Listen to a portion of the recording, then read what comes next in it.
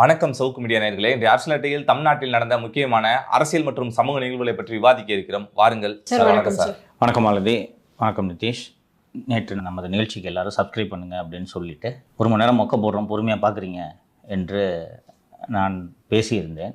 அதுக்கு நிறைய பேர் இல்லைங்க எங்களுக்கு நல்ல தகவல்லாம் கொடுக்குறீங்க அப்படின்னு சொல்லியிருந்தாரு. எனக்கு அதில் ஒரு பின்னூட்டம் என் மனதை கவர்ந்தது. அதை பதிவு செஞ்சுட்டு போகிறது சரியாக இருக்கும் என்று நான் நினைக்கிறேன். இன்றைக்கி எல்லாம் அந்த யூடியூப்லாம் வந்த பிறகு யாரும் ரேடியோலாம் கேட்குறதில்ல.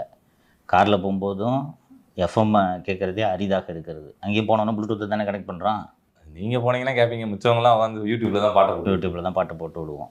ஸோ இந்த பண்பலைக்கு முன்பு all India radio, Vividh Bharathi என்று வானொலி இருந்த காலம் அது. அதில் தென்கட்சி கோ சுவாமிநாதன் என்று ஒரு அற்புதமான பேச்சாளர்.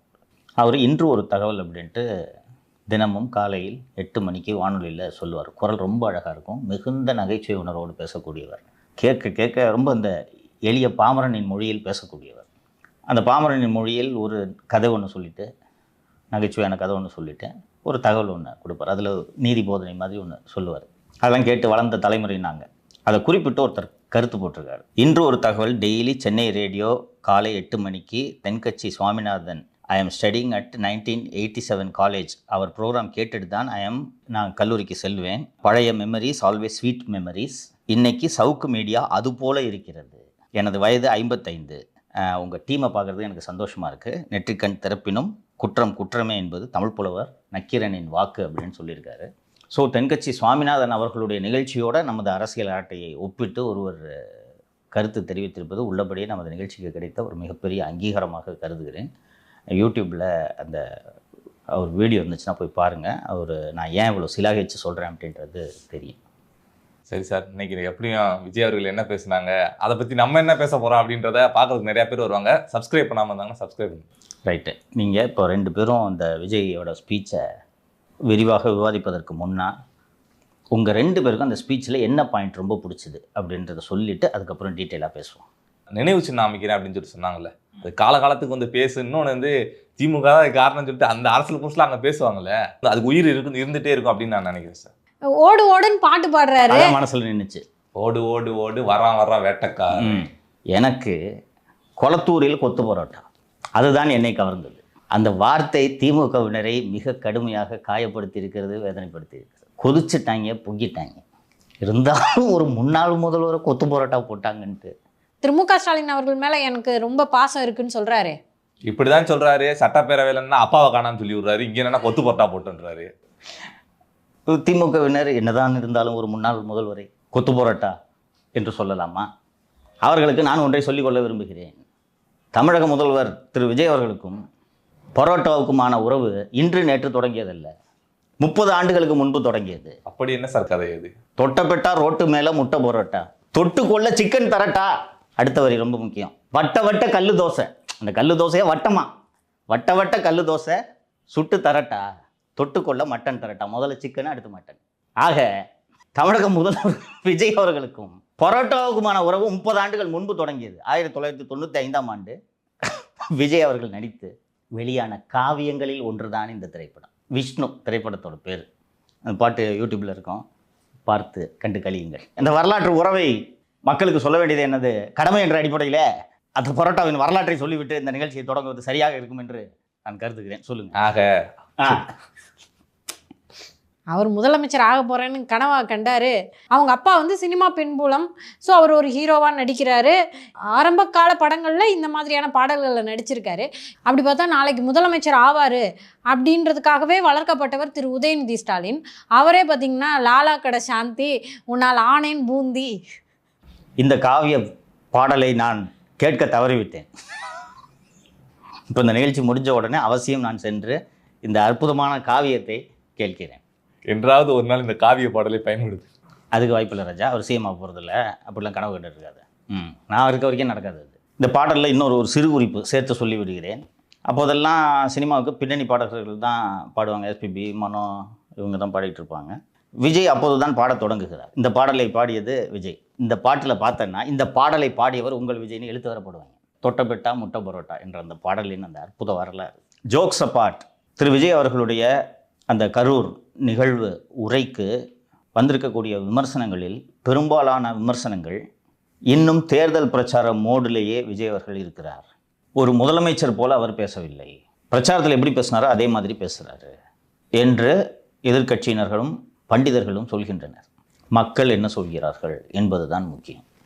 மக்களின் மனதை விஜய் அவர்கள் படித்து விட்டார், புரிந்து கொண்டிருக்கிறார் என்று தான் நேற்று அவருடைய உரையை பார்த்து நான் புரிந்து கொள்கிறேன். எந்த முதலமைச்சரும் இதுவரை சொல்லாதது, சொல்ல முடியாதது, சொல்ல எண்ணாத ஒரு விஷயத்தை நேற்று மேடையில் விஜய் அவர்கள் சொன்னார். எனக்கு இருக்கிறதுலே அதுதான் ரொம்ப பிடிச்சிருந்துச்சு. இது உங்கள் விஜய் ஆட்சி. அரசு அலுவலகத்தில் யாராவது லஞ்சம் கேட்டால் கொடுக்க முடியாதுன்னு சொல்லுங்கள். மீறி கேட்டாங்கன்னா எங்கள் அண்ணன் ஆட்சி, என் தம்பி ஆட்சி, எங்கள் பெரியப்பா ஆட்சி, எங்கள் ஒன்று விட்ட சித்தப்பா ஆட்சி என்று சொல்லுங்கள். இது ஒரு சூளுரை, இது ஒரு சவால். இதை விஜய் அவர்கள் நிலைநிறுத்த வேண்டும். அவருடைய எண்ணம் இப்படிப்பட்ட எண்ணம் தான் என்பதை நான் தொடக்கத்திலேருந்து சொல்லிகிட்டு இருக்கேன். ஆனால் கூட இருக்கவங்க விடமாட்டாங்க. திமுக மற்றும் அதிமுக விஜய் மீது விழுந்து பிராண்டி அவரை கடிப்பதற்கு காரணம், ஐயையோ பொழப்புல மண்டலி போட்டுட்டானே, விட்டா இன்னும் 30 வருஷத்துக்கு இதே மாதிரி இருந்துச்சுன்னா நம்ம பொழப்பு தப்பு என்ன வருது, இதை விடக்கூடாது என்ற எண்ணத்தில் தான் விஜய் மீது இவ்வளவு கடுமையான விமர்சனங்கள். யோசிச்சு பாருங்கள், எடப்பாடி பழனிசாமி சிஎம்மாக இருந்தால் இப்படி மேடையில் சொல்லிட முடியுமா? யாராவது கவர்மெண்ட் ஆஃபீஸில் காசு கேட்டிங்கன்னா கொடுக்க முடியாதுன்னு சொல்லுங்கன்னு சொல்லிட்டு சொல்ல முடியுமா? அதை பற்றியே பேசிக்க மாட்டாங்க. அவரே எஸ்பிகே நாகராஜை வச்சு துட்டு வாங்கிட்டு இருப்பார். திவ்யா சத்யராஜ்லாம் சொல்லியிருக்காங்க சார். இப்போ தான் வந்து சீஃப் மினிஸ்டரோட ஸ்பீச்சை பார்த்தேன். Pathetic disgusting. அவங்க ஸ்பீச்சையும் நான் பார்த்தேன். சேகர்பாபு புகழ்ந்து அவங்க பேசுகிற ஸ்பீச்சு, அதை பற்றி நான் கருத்து சொல்ல விரும்பவில்லை. ஆனால் அந்த கருத்தை நான் சொல்லிடுறேன். சொல்லுங்கள். ஒரே ஒரு சூரியன், ஒரே ஒரு சேகர்பாபு. சேகர்பாபு வாய்ஸ் சூப்பராக இருக்குது, அதையும் சொன்னாங்க. அவங்க அப்பா நடிக்கிற படத்தில் பாட்டு பாட சொல்லுங்களேன். ஸோ விஜய் அவர்கள் மக்கள் மனதை புரிந்து கொண்டிருக்கிறார். மக்களுக்கு என்ன தேவை என்பதை புரிந்து கொண்டு அதை டெலிவரி பண்ணுறேன்னு ப்ராமிஸ் பண்ணுறாரு. அண்ட் இந்த 2 மாதத்தில் டெலிவரி பண்ணியிருக்கார். எவ்வளவு கதைகளை கேள்விப்படுறோம். என்னையா துட்டு இது, அதாவது சமூகம் எப்படி மாறிவிட்டது என்றால், என்னையா கடமை செய்யறதுக்கு காசு கேட்குறான்னு கோவப்பட்ட காலம் போய் என்னையா காசு வாங்க மாட்டாங்க. இது எவ்வளோ ஒரு வேதனையான சூழல் யோசிச்சு பாருங்க. ஒரு மூத்த பத்திரிகையாளர் இன்றைக்கி என்கிட்ட காலையில், சங்கர் நாம் எல்லாம் சேர்ந்து இந்த ஆட்சிக்கு சப்போர்ட் பண்ணுவோம். என்ன சார் இப்படிலாம் பேச மாட்டீங்களே நீங்கள், என்ன சார் அப்படின்னு. இல்லையா, ஊழலெல்லாம் ஒழிக்கவே முடியாதுன்ட்டு நம்மளாம் பேசிக்கிட்டு இருந்திருக்கோம், நீ நானுமே பேசிக்கிட்டு இருந்திருக்கோம். நீ ஒருத்தன் நான் பண்ணுறேன்னு வர்றான்யா, அதை பண்ணி காட்டுறேன் பாருன்னு மேடையில் சவால் விட்றான்யா. இதை நீடிக்க வைக்கிறதுக்கு சொசைட்டியை சேர்ந்த நாம் எல்லாரும் சேர்ந்து ஒத்துழைக்கணுயா அப்படின்னு அவர் சொன்னார். தினமலர் தான் இதை மிகச்சரியாக புரிந்து கொண்டு அந்த ஸ்பீச்சிலேருந்து எதை லீடாக வைக்கணுன்ட்டு வச்சுருக்கு. இன்றைக்கி தினமலரில் பேஜ் 1லேயே மாட்ட போகிறாங்க, திமுக ஆட்சியில் ஊழல் செய்தவர்கள் அடுத்தடுத்து மாட்ட போகிறாங்க, கரூரில் நடந்த நிகழ்ச்சியில் முதல்வர் ஆவேச பேச்சு, யாருக்கும் லஞ்சம் கொடுக்காதீங்க என மக்களுக்கு அறிவுறுத்தல். இதான் லீடு. இந்த கரூரில் அந்த 41 பேர் இறந்த சம்பவத்தை பற்றி காவல்துறையை ப்ளேம் பண்ணார் அப்படின்றதெல்லாம் மற்ற அச்சு ஊடகங்களில் லீடாக எடுத்திருக்காங்க. பட் இதுதான் லீடு. விஜயோட ஸ்பீச்சிலேருந்து நாம் எடுத்துக்கொள்ள வேண்டிய லீடு இதுதான். அப்புறம் பார்ட்டி ஃபண்டை பற்றி வேற பேசியிருந்தாரு. 2 ஆட்சியிலையுமே பார்ட்டி ஃபண்டு வாங்கிட்டு இருந்தாங்க. அதை பற்றி பேசுனா சட்டப்பேரவை வெளியே விடுறாங்க. எந்த பார்ட்டினே சொல்லலை, பார்ட்டி ஃபண்டுன்னு தான் சொன்னேன், திமுக கோச்சிட்டு வெளியே போகிறாங்க அப்படின்றாரு. கூர்ந்து கவனித்த ஒரு விஷயம் என்னவென்றால், தீய சக்தியும் பார்ட்டி ஃபண்டு வாங்குச்சு, தீர்ந்து போன சக்தியும் பார்ட்டி ஃபண்டு வாங்குச்சு அப்படின்னு அவர் சொல்கிறாரு. 2 விஜயபாஸ்கரன் சபாஸு நீங்களும் தானே வாங்கிட்டு இருந்தீங்க. அது மட்டும் இல்லாமல் எனக்கு ரொம்ப பிடிச்சது, திமுகவுக்கு தண்டனை கொடுத்துட்டீங்க, வீழ்த்திட்டீங்க, இதோட விட்டுறாதீங்க, அவங்க திரும்பி இந்த ஜென்மத்துக்கு எந்திரிக்கக்கூடாது, அதை நீங்கள் உறுதி செய்யணும். இதுதான் என்னோட நிலைப்பாடும். உண்மையிலே தீய சக்தி மீண்டும் எழலாமா? அது தீய சக்தியாக இருந்தால் எழவே கூடாது, என்றுமே எழக்கூடாது இல்லையா? அதனால அதை ரொம்ப முக்கியமாக நான் பார்க்குறேன். அண்ட் விஜய் கிட்டத்தட்ட நாம் எங்கே நிற்கிறோன்றதை புரிஞ்சுக்கிட்டு தான் பேசுகிறாருன்னு நான் நினைக்கிறேன். எதிரியே இல்லை, இது தீய சக்தி, அது லேசாக எந்திரிக்க பார்க்குது, எந்திரிக்க விடாதீங்க. அது தீர்ந்து போன சக்தி, அதை பற்றி பேசி பிரயோஜனம் இல்லை. தீர்ந்து போன சக்தியிலேருந்து 2 பேர் உட்காந்துருக்காங்க பாரு. தீய சக்தியும் தீர்ந்து போன சக்தி வேற வேற இல்லை, 2 ஒன்று தான், கூட்டு கலவாணின்னு சொல்லியிருக்காரு. அது ரொம்ப முக்கியமான பாயிண்ட்டை நான் பார்க்குறேன். அவருக்கு தெரியும் இன்றைக்கி கவர்மெண்ட்டில் இருக்கார், என்ன நடந்துச்சுன்றது அவருக்கு தெரியும். 2 சக்திக்கு என்ன வேறுபாடு? 2 பேரும் சேர்ந்து ஆட்சி அமைக்க முயற்சி செய்தீங்க தானே. நேற்று திரு விஜய் அவர்களோட இந்த உரைக்கு பிறகு ஏடிஎம்கேவோட அஃபிஷியல் எக்ஸ் ஹேண்டிலில் மிக கடுமையான ஒரு எதிர்வினை. எங்களை பார்த்து கூட்டு களவாணி என்று சொல்லிவிட்டீர்களே, ஒரு முதலமைச்சர் பயன்படுத்தும் வார்த்தையாது, இப்படி சொல்லலாமா? உதயநிதியை பார்த்து பாஷ்யம் வீட்டில் உட்கார்ந்து உதயநிதியையும் சபரீஷனையும் பார்த்து என்னை சிஎம் ஆக்கிடுங்க தம்பின்ட்டு நீங்கள் பேசுனீங்கன்னா அதுக்கு பேர் கூட்டு கலவாணித்தனம் இல்லாமல் வேறு என்ன? 46 எம்எல்ஏ வச்சுக்கிட்டு சொல்லல இவர், எல்லோரும் மந்திரிப்பா, நம்ம ஆட்சி தான்ப்பா. ஆனால் எப்படின்னு திமுக அது அதிமுக ஆட்சி தான்ப்பா, அவங்க வெளியில் இருந்தாப்பா ஆதரவு தராங்க. இப்படி நீங்கள் பேசலை. விரைவில் நல்ல செய்தி வரும் சொன்னீங்களா? யோசிச்சு பார்த்தா அவ்வளோ கோவம் வருது நிதிஷ். இவங்க 2 பேரும் வேறன்னு நினச்சி நாம் இதில் ஒருத்தன் தோற்று இன்னொருத்தன் ஜெயிக்கணுன்ட்டு நாம் சண்டை போட்டு 60 கேஸை வாங்கி 3 குண்டாசை வாங்கி கை உடஞ்சி சொத்துக்களை எல்லாம் இழந்து தாயை இழந்து சண்டை போட்டுட்ருக்கோம். கூட சேர்ந்து நீ ஆட்சி அமைக்கிறது பார்க்குறேன்னா இதை விட அயோக்கியத்தனம் இருக்க முடியுமா?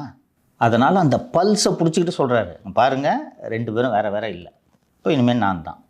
ஒருவேளை நீங்கள் வேறனா இடைத்தேர்தல் நிரூபிச்சு காட்டுங்கன்றார் சார். அது வேறு. அடுத்தது ரொம்ப அழகாக அதை மென்ஷன் பண்ணுறாருன்ட்டு நான் புரிஞ்சுக்கிறேன். இப்போ இன்றைக்கி இருக்க சூழலில் திமுக ஒரு கேண்டிடேட்டு, அதிமுக ஒரு கேண்டிடேட்டு போட்டு தாவேக்காவை வீழ்த்த முடியாது. இன்றைக்கி 2 பேரும் சேர்ந்தாலும் வீழ்த்த முடியாத ஒரு சூழல். அப்போ இவங்க சேராமல் இடைத்தேர்தலில் போட்டிடுறதுக்கு வாய்ப்பு இல்லை. அதோட நீட்சி தான் நெல்லையிலே அதிபரை பொது வேட்பாளரை அறிவிக்கலான்ற டாக்ஸ் ஓடிட்டுருக்கு. அம்பாசமுத்து. ஆமாம், இசக்கி சுப்பையா அவர்கள் ராஜினாமா செய்த அந்த தொகுதியில் பொது வேட்பாளராக அதிபரை நிறுத்தலாம் என்று அவர்கள் பேசி கொண்டிருக்கிறார்கள். சதிகாரன் கருணாநிதி அப்படின்னு பண்ணாரா? அந்த சதிகாரன் கருணாநிதியோட கட்சியின் ஆதரவில் நிற்கப் போகிறார். உதயநிதியும் அதிபரும் கொஞ்சி குழாவிய அந்த திருமண நிகழ்ச்சியை நாம் அனைவருமே பார்த்தோம். வைகோ அவர்கள் என்ன திரும்பி கூட பார்க்கலையே, அது வேற வேதனை வருது. அவங்க மட்டும் பேசிட்டு இருக்காங்க. அதனால் இதெல்லாம் நடக்கும், இதெல்லாம் நடக்கப் போகிறது, நாம் பார்க்கத்தான் போகிறோம். அதை குறிப்பிட்டு தான் நீங்கள் நிரூபித்து காட்டுங்க கூட்டுக்கலவணியில். He is laying a trap. Okay, ஒரு வலையை விரித்து வைக்கிறாரு. அதாவது என்னென்னா, வீம்புக நாங்கள் ஒன்று கூட்டுக்கலவணியில் தனித்தனியாக நிற்கிறோன்னா ஈஸியாக ஜெயிச்சிடலாம்ல, அதற்கான வேலையை திரு விஜய் அவர்கள் பார்க்கிறார் என்று தான் நான் புரிந்து கொள்கிறேன். கரூர் கம்பெனிக்காரர் ஓடிக்கிட்டே இருக்காரு. இன்னொருத்தர் என்ன சிங்கப்பூரில் போய் படுத்துக்கிட்டாருன்றார் சார். ஒருத்தர் வெளிநாட்டுக்கு போயிட்டார் அப்படின்னு சொல்லிட்டு லண்டன் போனவர் சொல்ல நான் அப்படின்றாரு. செந்தில் பாலாஜி ஓடியதை குறிப்பிட்டார். வேலு ஓடி சென்று சிங்கப்பூர் மருத்துவமனையில் படுத்ததையும் குறிப்பிட்டார். அப்போ எல்லாவற்றையும் அவர் கூர்ந்து கவனித்து கொண்டிருக்கிறார். அதுதான் சார், இந்த பாயிண்ட்ஸ்லாம் கேட்கும்போது என்ன முதலமைச்சருக்கு இதெல்லாம் தெரியுது அப்படின்ற மாதிரி எனக்கு ஒரு ஃபீல் ஆச்சு. நம்ம இவருமா பொம்மை முதலமைச்சர்? அதுதான், அப்போ முதலமைச்சருக்கு இந்த மாதிரி விஷயங்கள் கூட தெரியாதுன்னு பழக்கி வச்சிருக்காங்க நம்மள கடந்த 5 வருஷமா. ஆமாம், சிங்கப்பூருக்கு ஒருவர் ஓடி சென்று படுத்திருக்கிறார் என்றால் சிங்கப்பூருக்கு அவரை ஓட விட்டது யார் என்பதையும் முதல்வர் அவர்கள் யோசித்து நடவடிக்கை எடுப்பார் என்பதை நாம் புரிந்து கொள்ளலாம். துட்டை வாங்கிக்கிட்டு அவரை ஓட விட்ட நபர்கள் தப்பிக்க முடியாது என்பதையும் அவர்கள் புரிந்து கொள்ள வேண்டும். இன்னும் எத்தனை பேர் மாட்ட போகிறாங்களோ அப்படின்றாரு சார். ஆமாம், so he serious, very keen. அப்படியே அதில் இன்னொருத்தர் சொன்னார், போடாத ரோடுக்கு டெண்டர் விட்டுருக்காங்க, நாங்கள் அதை பிடிச்சி கேன்சல் பண்ணிட்டோம். அந்த டெண்டரோட காட்டி டபுள் மடங்கு வச்சு 2 மடங்கு மதிப்பை கூட்டி ஒரு டெண்டர் விட்டுருந்தாங்க, அந்த டெண்டர் நாங்கள் ரத்து செய்துட்டோம் என்று சொல்கிறார். ஸோ இந்த ஊழல் ஒழிப்பில் முதல்வர் மிகுந்த முனைப்போடு இருக்கிறார் என்று நாம் இதிலிருந்து புரிந்து கொள்ளலாம். அதோடு சேர்த்து தான் அந்த யாரும் நீங்கள் காசு கொடுக்காதீங்க அப்படின்றத சொன்னார். அண்டு செந்தில் பாலாஜியும் சரி, திரு வேலு அவர்களையும் சரி, இந்த மாதிரி ஓடினாலும் விடமாட்டோம் அப்படின்ட்டு அவர் சொல்கிறதுலேருந்து திராவிட முன்னேற்ற கழக ஆட்சியில் கொள்ளையடித்தவர்களை சும்மா விட மாட்டேன் அப்படின்றது சிஎம்மோட ஸ்பீச்சோட சம் அண்ட் சப்ஸ்டன்ஸ் அப்படின்ட்டு நான் புரிஞ்சுக்கிறேன். இந்த ஊழல் மற்றும் ஊழல் ஒழிப்பு விவகாரங்கள் என் மனதுக்கு மிக மிக நெருக்கமான ஒரு விஷயம். நிறைய பேர் நம்ம மேலேயே இந்த விமர்சனத்தை வச்சுருப்பாங்க, 5 வருஷத்துக்கு ஒரு வாட்டி நீ சப்போர்ட் பண்ணுற ஆளை மாற்றிக்கிட்டே இருக்க. உண்மை, நான் தொடர்ந்து 5 வருடங்களுக்கு ஒரு முறை ஆட்சி மாற்றம் ஏற்பட வேண்டும் என்பதில் நான் தீர்மானமாக இருப்பதற்கு காரணம், அவன் எவ்வளோ திருடுனான்றதை ஆட்சி மாற்றம் ஏற்பட்டால் தான் கண்டுபிடிக்க முடியும். தொடர்ந்து 11லேருந்து 21 வரைக்கும் அதிமுக ஆட்சி தொடர்ந்ததன் காரணமாக எவ்வளோ திருடினாங்கன்றதே தெரியல. ஸோ ஆட்சி மாற்றம் ஏற்பட்ட பிறகு எவ்வளவு திருடினார்கள் என்று கண்டுபிடிப்பார்கள் என்று பார்த்தால் அவர்களும் கூட்டணி சேர்ந்து கொண்டதனால் அதுவும் தெரியாமல் போய்விட்டது. இப்போது ஒரு மாற்றுக் கட்சி ஆட்சிக்கு வந்ததனால் 2 பேரும் எங்களுக்கு ஒன்று, 2 பேர் திருநதையும் விசாரிக்கிறேன்னு சொல்கிறார். இதை விட ஒரு ஜனநாயகத்தில் குடிமகனாகிய நமக்கு வேறு என்ன வேண்டும்? முதலமைச்சர் விஜய் அவர்கள் டேஷ் இது அப்படின்ற மாதிரிலாம் ஏதோ பேசுகிறாரு. இதெல்லாம் ஒரு முதலமைச்சருக்கு மாண்பா அப்படின்ற ஒரு விமர்சனத்தையும் திமுக காரங்க வைக்கிறாங்க. மாலதி, இப்படி அடுக்குமொழியில் பேசி இரட்டை அர்த்த வசனங்கள் கலந்து பேசி ஆட்சியை பிடித்தவர்கள் தான் திராவிட முன்னேற்ற கழகத்தினர். அழகு தமிழில் பேசத் தெரிந்தவர்கள் மட்டுமே அரசியலுக்கு வர முடியும் என்ற காலம் இருந்தது. அதை உடைத்தவர் எம்ஜிஆர். பேசவே வராது. எம்ஆர் ராதா சுட்டதன் காரணமாக அவரது குரல் மோசமாய் போய் அவரால் சரியாக இயல்பாக மற்றவர்களைப் போல பேச முடியாது. சிறுநீரக மாற்று அறுவை சிகிச்சை செய்த பிறகு பேச்சே போயிடுச்சு. போது ஜெயித்தார். இவருக்கு பேசவும் தெரிஞ்சிருக்கு. அதே நேரத்தில் நீங்கள் வழக்கமாக ஆற்றிய உரைகளை எல்லாம் பார்த்து மக்கள் சலிப்படைந்த காலகட்டத்தில் தான் மக்களுக்கு பிடித்த மொழியில் விஜய் பேச தொடங்கினார் என்பதை நாம் மறந்துவிடக்கூடாது.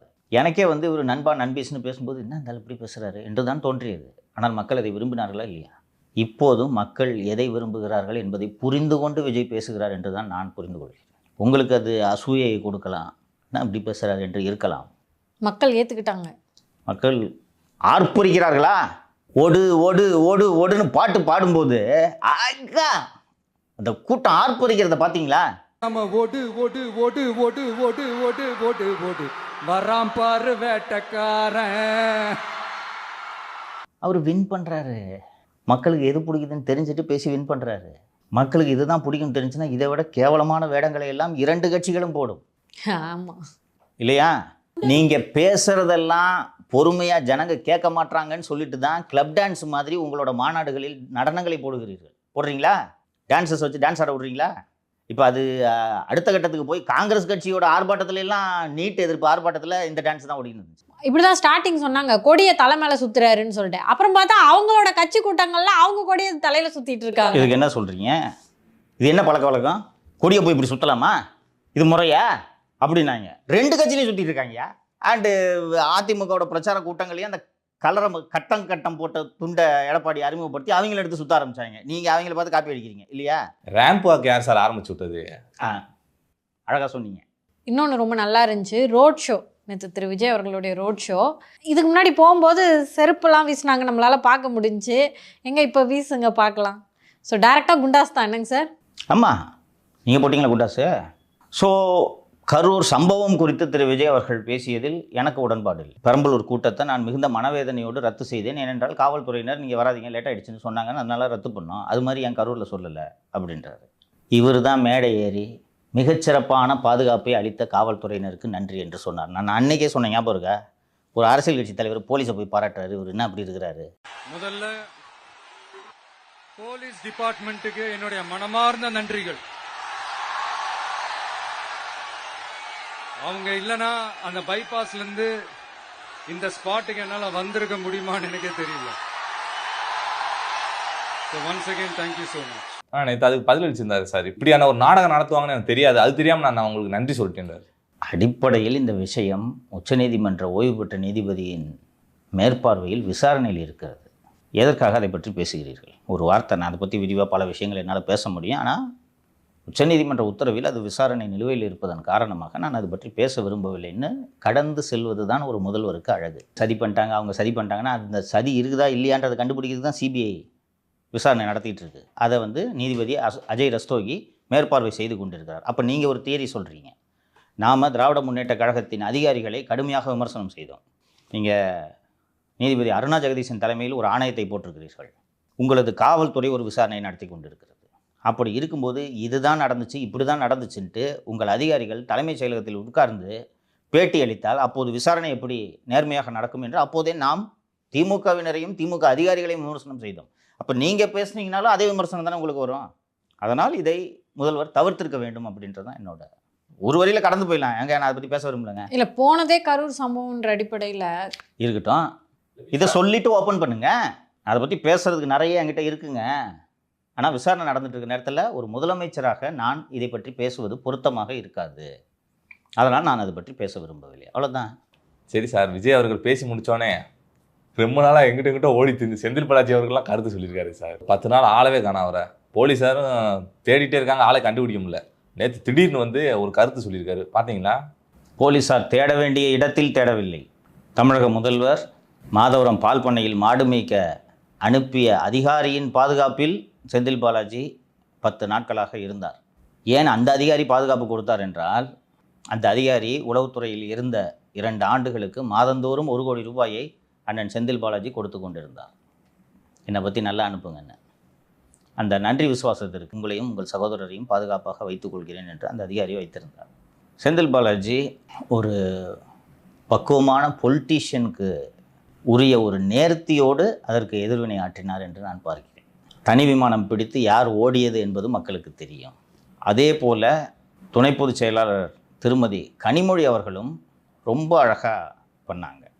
திரு கனிமொழி அவர்களுக்கு இந்த நேரத்தில் நான் சொல்லிக்கொள்ள விரும்புகிறேன். உங்கள் அண்ணனும் உங்கள் அண்ணன் மகனும் இப்படித்தான் அடிக்கடி உல்லாச பயணம் சென்று ஓய்வெடுப்பார்கள். இது உங்கள் அப்பா கட்சி.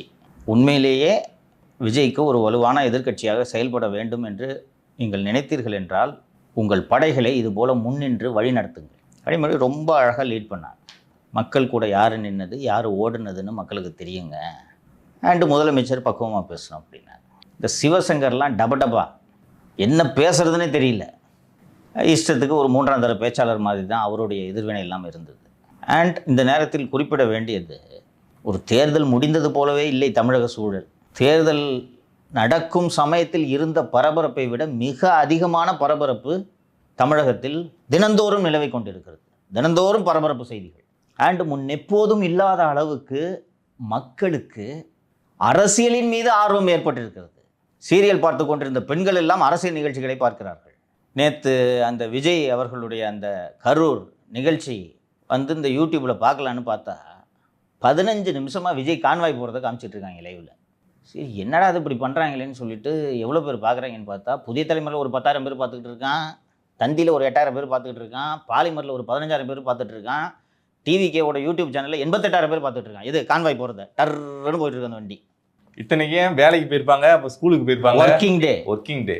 ஸோ மக்களுக்கு அரசியலில் இந்த அளவுக்கு ஆர்வம் அதிகமாகி போயிருக்கக்கூடிய இத்தகைய ஒரு சூழலில் பிரதான எதிர்க்கட்சியின் தலைவர் வெளிநாட்டில் ஓய்வெடுத்து கேள்விப்பட்டிருக்கிறீர்களா?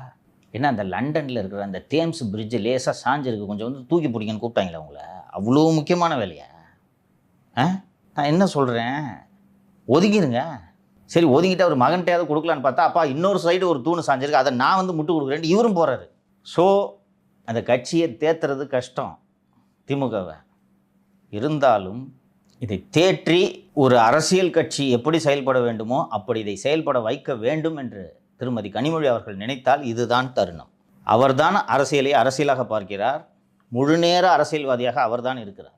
அவர் தாயாருக்கு உடல்நிலை ரொம்ப மோசமாக இருக்கிறது முதுமை காரணமாக.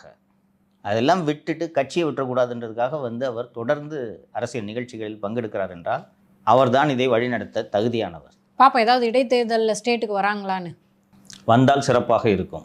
ஸோ உரிய முடிவை எடுக்க வேண்டியது திருமதி கனிமொழி அவர்கள் தான். தொடர்ந்து நம்ம நிகழ்ச்சியில் சொல்லிகிட்டு இருக்கோம். இந்த தருணத்தையும் தவறவிட்டார் என்றால் வரலாற்றின் அடிப்பக்கங்களில் அவர் எழுதப்படுவார். சார், அதற்கு திமுக பொதுச் செயலாளர் துரைமுருகன் அவர்கள் எதிர்வினையாற்றிருக்கார். சார், காமராஜர் எம்ஜிஆர் விஸ்வரூபத்தை பார்த்த எங்களுக்கு விஜய் ஏமாத்திரம் அப்படின்னு இருக்கார். நான் கமல் எடுத்த விஸ்வரூபம் 2 பாட்டையும் பார்த்துருக்கேன்னு விஜய் பதில் சொல்லுவார். இது எந்த அளவுக்கு மோசமாக நிலைமை போயிருக்கிறது என்றால் அவரால் நடக்க முடியவில்லை, காது கேட்கும் திறன் குறைந்து விட்டது, வீட்டில் கல்யாணம் வச்சுருக்காரு. இன்றைக்கி தலைவர் ஆப்சண்ட்ன்றதுனால அந்த வயதானவரை போய் ஏதாவது எதிர்வினை ஆற்றுங்க. அவரால் கேள்விகளை உள்வாங்கி பதில் சொல்லும் அந்த திறன் கூட குறைந்து விட்டது. He's in 90s. அடிக்கடி சும்மாவே போய் ஹாஸ்பிட்டலில் படுத்துக்குவார். அப்படிப்பட்ட துரைமுருகன் அவர்கள் இதுக்கு எதிர்வினை ஆற்றணும்னா திமுக அந்த அளவுக்கு பதறுகிறது. ஒரே நாளில் செந்தில் பாலாஜி, கனிமொழி, சிவசங்கர், துரைமுருகன், இன்னும் வேறு யாரும் பரந்தாமன். ஸோ அவங்க மாலதி கேட்டாங்க, இந்த ஸ்பீச்சு சரியில்லைன்ட்டு. சரியில்லாத ஸ்பீச்சுக்கு ஏன் இவ்வளோ கத்தி கூப்பாடு போட்டுக்கிட்டு இருக்கீங்க, மக்கள் நிராகரிச்சுட்டு போயிட்டே இருக்க போகிறாங்க. அப்போது உங்களுக்கு இப்படி ஒரு பதற்றம் ஏற்படுகிறது என்றால் விஜயோட விஸ்வரூப வளர்ச்சியை பார்த்து திமுக என்ற அந்த பெரிய கட்சி அஞ்சுகிறது என்பதுதான் பொருள். துரைமுருகன் அவர்கள் ஜெயலலிதா, எம்ஜிஆர், காமராஜர் கூட ஒப்பிடுறாரு. அப்பயே தெரியும் நம்ம சார். அவங்களோட விஸ்வரூபத்தை பார்த்தாரா? அவங்க எங்கே விஸ்வரூபத்தில் நடிச்சாங்க? திமுகவை பொறுத்த வரைக்கும் இந்த மாதிரி பல தூண்கள் இருக்குது. நீங்கள் நினைக்கிற மாதிரி டக்குன்னு அவங்க எத்தனை பயணங்கள் போனாலும் திமுகவோட பேஸ்மெண்ட்டு ஸ்ட்ராங்கு. அது உண்மை என்றால் இடைத்தேர்தலில் வெற்றி பெற்று பேஸ்மெண்ட் ஸ்ட்ராங் என்பதை நிரூபியுங்கள். அவ்வளோதான் சார். கரூர் சம்பவத்தில் பாதிக்கப்பட்டவர்களுக்கு அரசு பணி வழங்குறதா செய்திகள் வந்துச்சு. அதை எதிர்த்து வந்து நீதிமன்றத்துக்கு போனாங்க சார். நீதிமன்றம் வந்து தற்காலிக அரசு பணி வேணால் வழங்கலாம், நிரந்தர அரசு பணி வழங்கக்கூடாது அப்படின்னு சொல்லி அரசு பணியில் நீங்கள் நுழையும் போது அது தற்காலிகம்தான். ஆனால் இவங்க கொடுத்துருக்குது தற்காலிக பணி இல்லை. எல்லா அப்பாயின்மெண்ட் ஆர்டர்ஸ்லையும் you are temporarily appointed as இந்த போஸ்ட் அப்படின்னு போடுவாங்க. ஏன்னா 2 வருடம் தகுதிகான் பருவம் என்று ஒன்று இருக்கிறது. அது 2 வருஷம் ப்ரொபேஷன் பீரியட் முடிஞ்ச பிறகு தான் okay probation declared, you're made permanent regularized அப்படின்ட்டு எல்லா சர்வீஸ்லையும் ஆர்டர் போடுவாங்க. நீ டிஎன்பிசி எழுதிட்டு போனாலும் அது உண்டு. சரியா? நேற்று இந்த விசாரணை வரும் நாளன்று அரசு நிகழ்ச்சி. ஸோ அந்த பக்கத்து நிகழ்ச்சி நடந்துகிட்டு இருக்குது, கோர்ட்டில் ஒரே நேரத்தில் விசாரணை நடந்துகிட்டு இருக்குது. ஸோ அந்த நேரத்தில் கோர்ட்டு நிப்பாட்டுங்கப்பா ஃபங்க்ஷன் என்றெல்லாம் நீதிமன்றம் உத்தரவிட முடியாது. அண்ட் கோர்ட்டு அவங்களோட லிமிட்டேஷனை புரிஞ்சுக்கிட்டு இது போன்ற அரசின் கொள்கை முடிவுகளில் தலையிடுவதற்கு நீதிமன்றங்களுக்கு ரொம்ப குறுகிய ஸ்பேஸ் தான் இருக்குது. இருந்தாலும் நீங்கள் எடுத்து வைக்கக்கூடிய வாதங்கள் நியாயமாக இருக்கிறது. அதன் காரணமாக அரசு இப்போது வழங்கியுள்ள அரசு பணி தற்காலிகமானது என்று நாங்கள் உத்தரவிடுகிறோம். அந்த லீகல் பார்லன்ஸில் subject to the result of the writ petition சொல்லுவாங்க. நீங்கள் அப்பாயிண்ட் பண்ணிக்கங்க. இந்த ரிட் பெட்டிஷனோட இறுதி முடிவின் அடிப்படையில் தான் உங்களுடைய வேலை நிரந்தரமாக இல்லையா என்பது முடிவு செய்யப்படும்ன்றது தான் அதுக்கு மீனிங். சொல்லிட்டு கோர்ட் ரொம்ப அழகாக ஒரு வேலையை செஞ்சுருக்கு. தமிழக அரசு பணியாளர் தேர்வாணையத்தின் செயலரை இதில் மனுதாரராக இணைத்து விட்டார்கள். ஸோ இப்போ இந்த ரெக்ரூட்மெண்ட்டு எப்படி நடக்குது, அதுக்கான ப்ரொசீஜர் என்ன?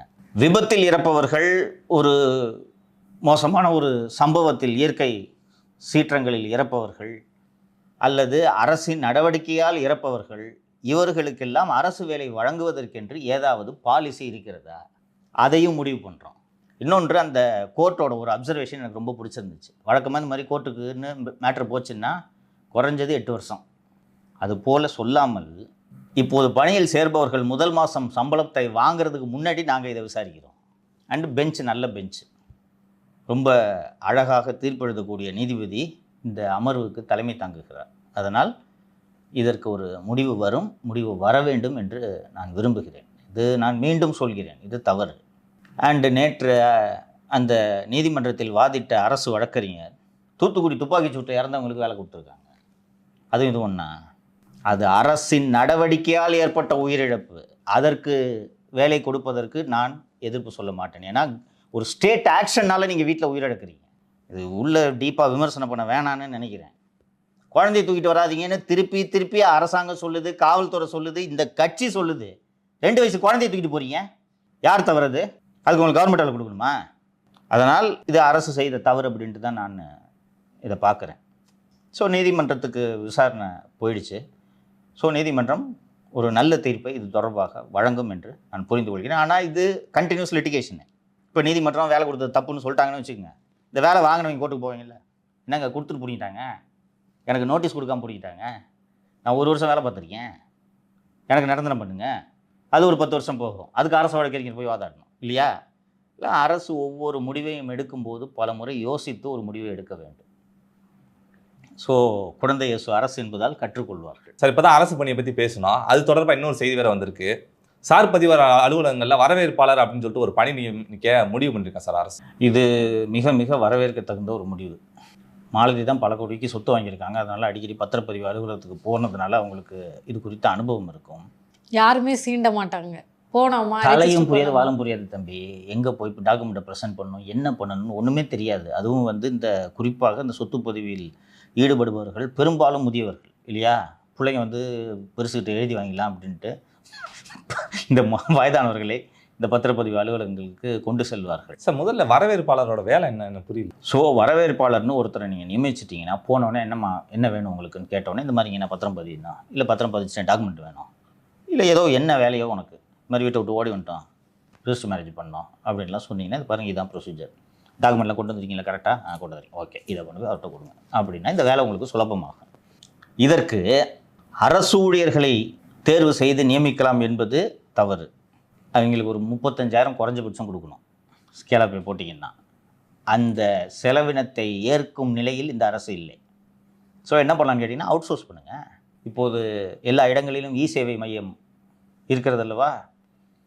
ப்ராப்பர் கவர்மெண்ட் சர்வன்ஸை விட அதிக வேலை அவங்களுக்கு, செம்மையாக செய்கிறாங்க. அம்மாவுக்கு லீகல் எய்ட் சர்டிஃபிகேட் வாங்குறதுக்கு போகும்போது தான் தேன்மொழின்ட்டு கிண்டி தாசில்தார் ஆஃபீஸில் இருக்கிற ஒரு பெண்மணி தான் எனக்கு இந்த இதெல்லாம் சொன்னார். கடன்ட்டு எல்லாத்தையும் கூப்பிட்டு மின்னல் வேகத்தில் அந்த பதிவுகளை செய்து கொடுத்தார். 8,000 ரூபாய் தான் சம்பளம். எவ்வளோமா சம்பளம்னு கேட்டால் 8,000 ரூபாய். இப்படி அவுட் சோர்ஸ் பண்ணுங்க. இந்த வரவேற்பாளர் பணியை அவுட் சோர்ஸ் பண்ணிட்டீங்கன்னா அவங்க கூப்பிட்டு வாங்கி எல்லாத்தையும் செஞ்சு கொடுப்பாங்க. இது அரசு அலுவலகங்களுக்கு செல்லும் பொதுமக்களோட அனுபவத்தை சிறப்பாக்குறது.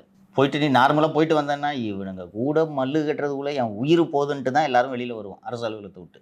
அது மாதிரி இல்லாமல் இப்படி நீங்கள் உருவாக்குனீங்கன்னா ப்ளசண்ட்டாக நல்ல கவர்னன்ஸை டெலிவரி பண்ணலாம். ஸோ இது ஒரு நல்ல மூவ். அதோடு சேர்த்து அதே தினமலரிலேயே இன்னொரு செய்தி வந்திருக்கிறது. பழைய கோயம்பேடு பேருந்து நிலையத்தை தலைமைச் செயலகமாக மாற்றலாம் என்று அரசு பரிசீலித்து வருவதாக ஒரு செய்தி வந்திருக்கிறது.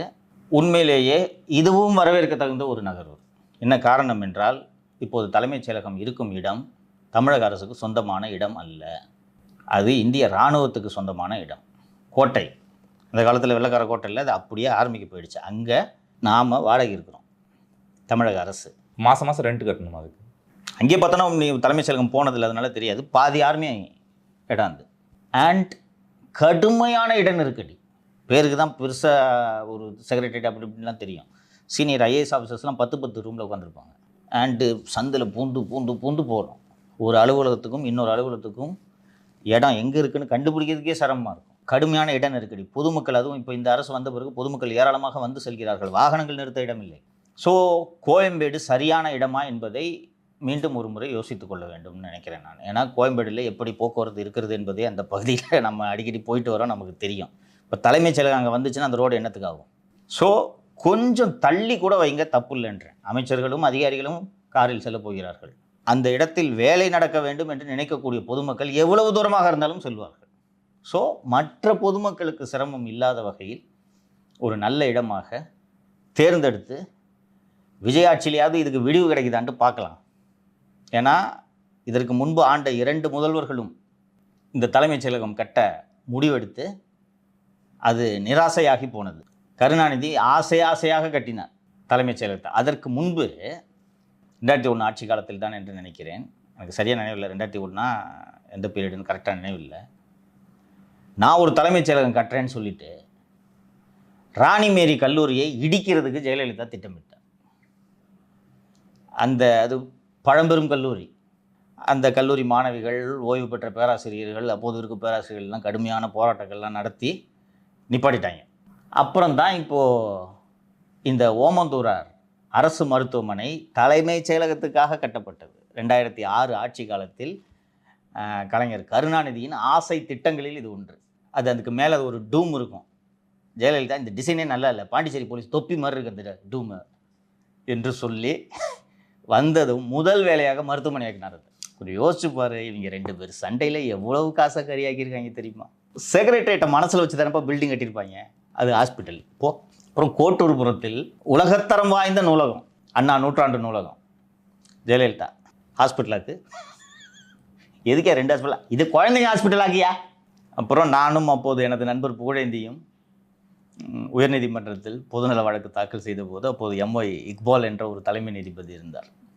அதிர்ஷ்டவசமாக அவர் அந்த லைப்ரரி போய் விசிட் பண்ணியிருக்காரு. ஒரு என்டையர் ஃப்ளோரு வெறும் லா புக்ஸ். அவர் அதை போய் பார்த்துட்டு இம்ப்ரெஸ் ஆகி, இவ்வளோ லா புக்ஸை நான் பார்த்ததே இல்லை அப்படின்னு சொல்லிட்டு அப்போது அரசு வழக்கறிஞராக திரு நவநீத கிருஷ்ணன் இருந்தார் என்று நினைவு. What's a problem with the library அப்படின்னார். உங்களுக்கு என்ன பிரச்சனை? இது போல் ஒரு லா புக்ஸ், இவ்வளோ லா புக்ஸை நான் ஒரே இடத்துல பார்த்ததே இல்லையா?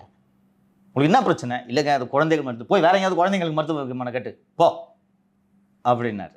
ஸோ 2 கவர்மெண்ட்டாலையும் ஒரு புதிய புதிய தலைமைச் செயலகத்துக்கான தேவை இருக்கிறது. ஸோ அது கோயம்பேடு சிறந்த இடமா வேறு நல்ல இடமா பார்த்து விஜய் அவர்கள் தலைமையிலான அரசாவது ஒரு புதிய தலைமைச் செயலகத்தை கட்டட்டும். அண்டு ஒரு ஒர்க்கிங் பிளேஸு நல்லா இருக்கணும். கிராம்படாக இருந்துச்சுன்னா எல்லாருக்கும் கஷ்டம். தலைமைச் செயலக ஊழியர்களுக்கு எவ்வளோ கஷ்டமாக இருக்கும். ஸோ இது அவசியமான ஒரு திட்டம். சார், தமிழகத்தில் 5 தொகுதிகளுக்கு இடைத்தேர்தல் நடத்துறதுக்கு இடைக்கால தடை விதிச்சிருக்கு சார் சென்னை உயர்நீதிமன்றம். என்ன சார் காரணம்? சொல்கிறேன், இது ரொம்ப பெட்டிஷனும் பியூட்டிஃபுல் பெட்டிஷன். ஆர்டரும் ஜட்ஜஸும் ரொம்ப அழகான ஆர்டர் கொடுத்துருக்குறாங்க. அதாவது என்னென்னா, ஒரு தொகுதியில் கிளியர் வேக்கன்சி இருக்கும்போது தேர்தல் ஆணையம் அங்கே தேர்தல் நடத்தலாம். பெருந்துறை, அம்பாசமுத்திரம், திருச்சி கிழக்கு, விராலிமலை, கரூர் ஆகிய 5 தொகுதிகளுக்கு கிளியர் வேக்கன்சி இல்லை அப்படின்னு மனுதாரர் சொல்கிறார்.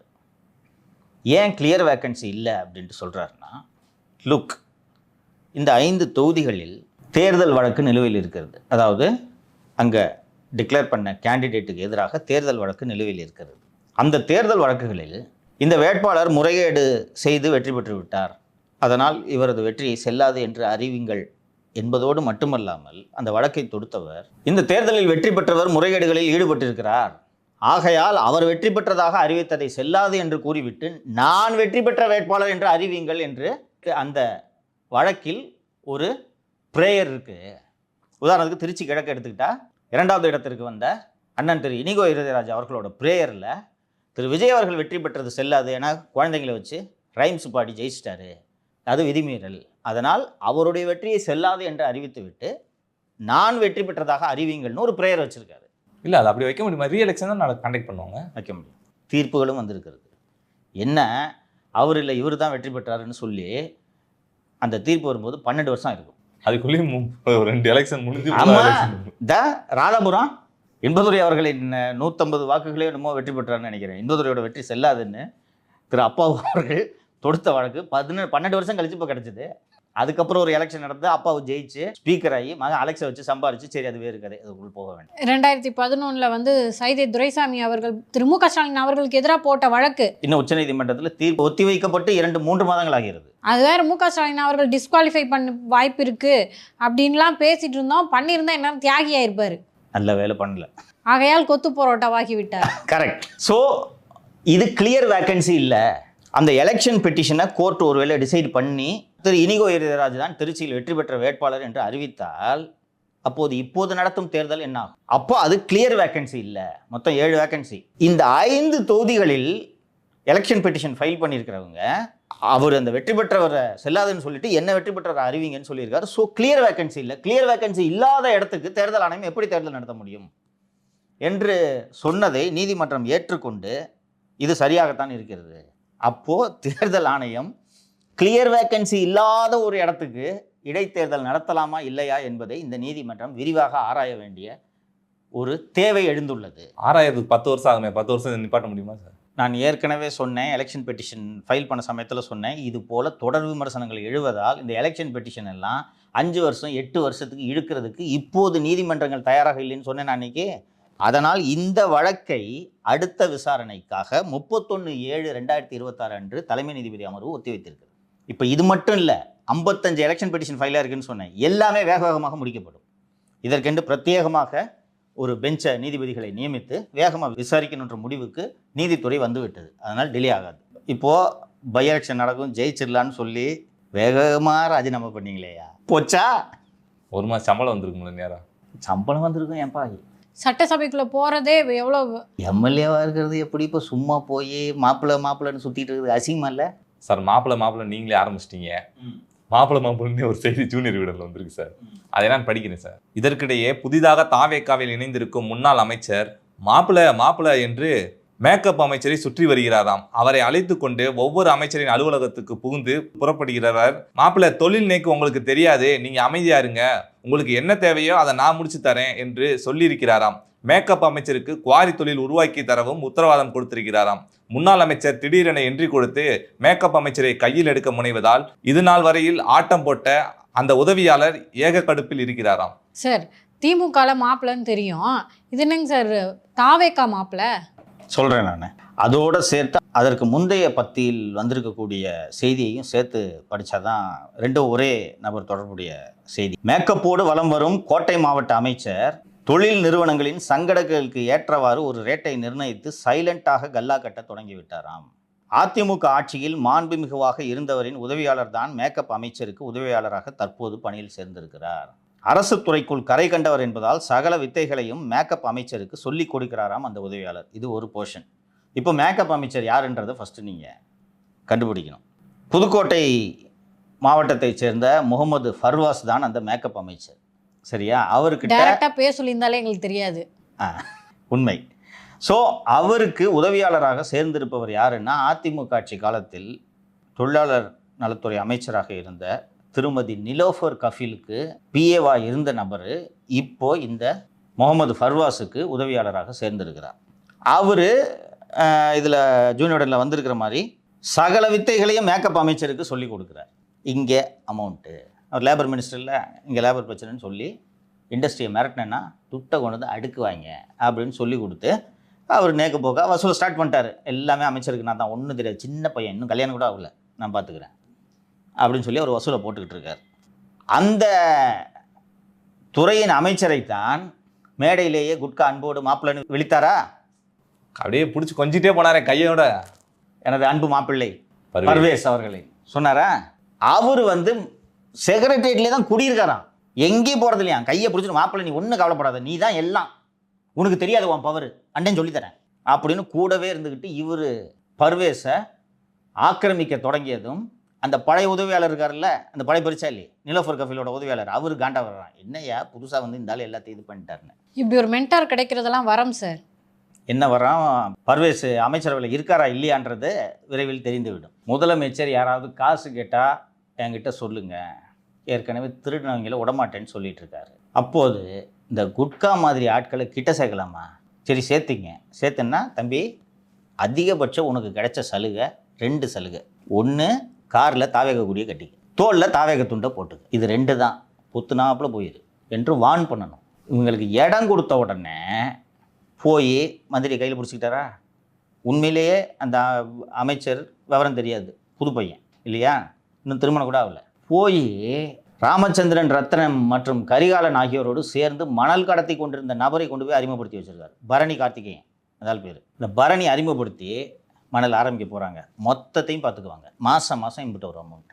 எறும்பூர கல்லும் தேயும் என்று ஒரு பழமொழி இருக்கிறது. விஜய் பல கோடிகளை பார்த்தவர், பல கோடிகளுக்கு அதிபதி. அவருக்கு பணம் பெரிதாக தெரியாது. அவர் அமைச்சரவையில் இருக்கிற எல்லாருக்கும் அதே மாதிரி இருக்குமா? இன்னைக்கு தினமலரில் கூடுதலாக இன்னொரு செய்தி வந்திருக்கு. என்ன செய்தி மாலதி சொல்லுங்க? அமைச்சர்களுக்கு ஆசை வார்த்தை நெருக்கடி, கோட்டையில் வசூலை தொடங்கிய பிஏக்கள். முதலமைச்சர் அவர்கள் இந்த பிஏக்களாக இருக்கும் பெருச்சாளிகளின் மீது தான் கூடுதல் கண்காணிப்பை செலுத்த வேண்டும். என்ன நியூஸ்னு சொல்லிடுவாங்க சார்? சொல்லிடுங்க. அதான் சார், இந்த மாதிரி அமைச்சர்களுக்கெல்லாம் வந்து எப்படி பணத்தை திருடணும்னு நான் சொல்லித்தரேன் அப்படின்னு சொல்லிட்டு ஏற்கனவே பிஏவா இருந்திருப்பாங்களா, அவங்களாம் சொல்கிறாங்களாம். அமைச்சர்கள்லாம் பயப்படுறாங்களாம், திரு விஜய் அவர்களுக்கு தெரிஞ்சால் பிரச்சனை ஆகிடுமே அப்படின்னு சொல்லிட்டு. இருந்தாலும் அவருக்கு தெரியாமல் நேக்கா எப்படி நான் திருடுறதுன்னு சொல்லித்தரேன், டோன்ட் வரி அப்படின்னு கான்ஃபிடென்ட் கொடுக்குறாங்களாம். இப்போது உமாநாத் மாதிரி வாங்கினா அலிகேஷனும் வராது, கம்ப்ளைண்ட்டும் வராது. லோயஸ்ட் டெண்டரை விட்டுட்டு ஹையஸ்ட் டெண்டருக்கு கொடுத்தீங்கன்னா தான் பிரச்சனையாகும். ஏப்பா அவன் 300 ரூபாய்க்கு கோட் பண்ணியிருக்கான், நீ என்ன 300 ரூபாய்க்கு கோட் பண்ணவனை விட்டுட்டு 500 ரூபாய்க்கு கோட் பண்ணவனை கொடுத்துருக்குற அப்படின்ட்டு வரும். 300 ரூபாய்க்கு கோட் பண்ணுறது, 350 ரூபாய்க்கு கோட் பண்ணுறது, 450 ரூபாய்க்கு கோட் பண்ணுறவனையும் ஒரே கம்பெனியை கோட் பண்ண சொல்லிவிட்டு நான் பாருங்கள் 300 ரூபாய்க்கு கோட் பண்ணவனுக்கு தான் கொடுத்துருக்கேன்னு சொல்கிறது தான் நவீன விஞ்ஞானபூர்வ ஊழல். ஸோ இப்போ இந்த பாமாயில் மற்றும் பருப்பு டெண்டர் 1800 கோடிக்கு கொடுத்தார் அல்லவா, அதில் குறைந்த விலைப்புள்ளி கோரியவருக்கு கொடுத்து விட்டு 1.5% வாங்கிட்டார். ஸோ இப்போ இந்த புதுசாக இருக்கிற அமைச்சர்கள் ஃபஸ்ட்டு அவங்களுக்கு இந்த காசெல்லாம் வாங்கணுன்றது தெரியாது. என்ன எங்கே போனாலும் நமக்கு வரக்க வைக்கிறாங்க, இவ்வளோ இதாக இருக்காங்கன்ட்டு அவங்களுக்கு இதெல்லாம் பிடிப்படுறதுக்கே ஒரு 2 மாதம் ஆகிருக்கும். காசு வாங்கலாமா வேணாமா அப்படின்ட்டுலாம் யோசிச்சுட்டு இதில் காசு வருமா இல்லையான்றதே ஃபஸ்ட்டு அவங்களுக்கு தெரியாது. அந்த நேரத்தில் இந்த பிஏ பெருச்சாலிங்க போயிருக்கும். இதெல்லாம் பழைய பெருச்சாலிங்க. காலங்காலமாக அதிமுக திமுக அமைச்சர்களிடம் சுரண்டி கொள்ளையடிக்க சொல்லி கொடுத்து இவர்களும் கொள்ளையடித்து கொட்டை போட்ட பெருச்சாளிகள். இல்லை பிஏக்கள் எப்படி சார் நியமிக்கப்படுறாங்க? 2 வகையான பிஏ. ஒன்று அஃபிஷியல் பிஏ, இன்னொன்று பொலிட்டிக்கல் பிஏ. அஃபிஷியல் பிஏ தலைமைச் செயலகத்தில் அல்லது வேறு அரசு துறைகளில் பணியாற்றும் அரசு ஊழியராக இருக்க வேண்டும். Section officer, assistant section officer, எந்த கேட்டகரியில் வேணாலும் இருக்கலாம். அண்டர் செக்ரட்டரி, டெப்டி செக்ரட்டரி, எந்த கேட்டகரியில் வேணாலும் இருக்கலாம். அவர்கள் அஃபிஷியல் பிஏ. பொலிட்டிக்கல் பிஏ அல்லது பர்சனல் பிஏ என்பவர்களை யாரை வேணாலும் நியமிச்சுக்கலாம். இப்போ நான் மந்திரி ஆனேன்னா நிதிஷ் தான் பிஏ. நீங்கள் 5 ஆண்டுகள் அரசு ஊழியராக இருப்பீர்கள். 5 ஆண்டுகள் முடிந்ததும் இங்கே போயிடுவீங்க. இது இப்போ ஊரில் சொந்தக்காரன் நம்பிக்கையானவன் வசூல் பண்ணுறதுக்கு ஏற்ற மாதிரி ஆளாக போடுவாங்க. ஸோ இந்த பர்வேஸுக்கு நிலோஃபர் கபிலோட பிஏவை போட்டது இப்படி தான். இது வந்து பொலிட்டிக்கல் பிஏவா இல்லை? 2 பேருமே பெருச்சாலிங்களாக தான் இருப்பாங்க. புரியுதா? ஒரு section officer or under secretary வேலைன்றது கௌரவமாக இருக்கும். இதுக்கு மந்திரி ஆஃபீஸில் போய் உட்காந்துருக்க நீ சம்பாதிக்க. ஆனால் 2 பேருக்கு இது தெரியும். ஸோ இன்னொன்று, இந்த லஞ்சம் கொடுத்து காரியம் சாதிக்க வேண்டும் என்று நினைப்பவர்களும் பிஏக்களை தான் அணுகுவார்கள்.